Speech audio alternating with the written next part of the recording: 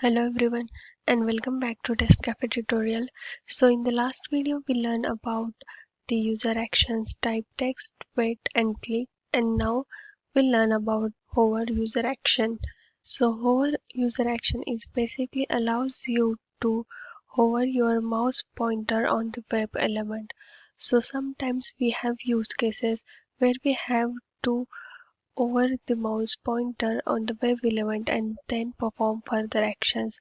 Like for example, right now I have test case where on this web page I want to hover on this login button and then I want to check whether this message click to proceed to sample page is displayed or not.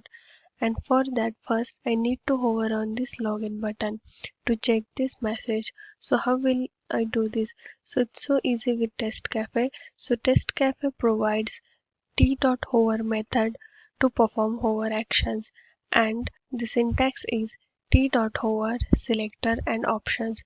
So basically we have to provide the selector for the web element, and here options are optional, and the options are these modifiers. So if you want to perform hover actions while pressing these keys, then you can also provide these options. You can also mention x and y coordinates of the element where you want to perform the hover, and you can also mention the speed of the action.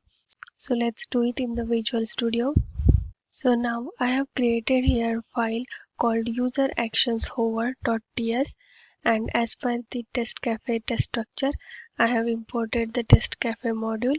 Then I have created fixture and I have mentioned the starting page. I have created this test function called learn user actions hover.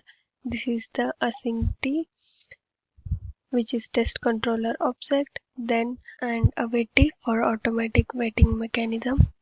Now we need this login button selector. So I have declared one variable called login button here, and I have passed the selector value to this login button. So let's do the hover. So for this test cafe provides t.hover method, so dot hover and in bracket selector, which is login button. That's it. And now I will also mention wait here for 3 seconds. So when the mouse pointer will hover on this login button, the message will display and we can see the message with pausing it for 3 seconds. So now save it and let's run it. With this run and debug option, I will run this in Chrome browser.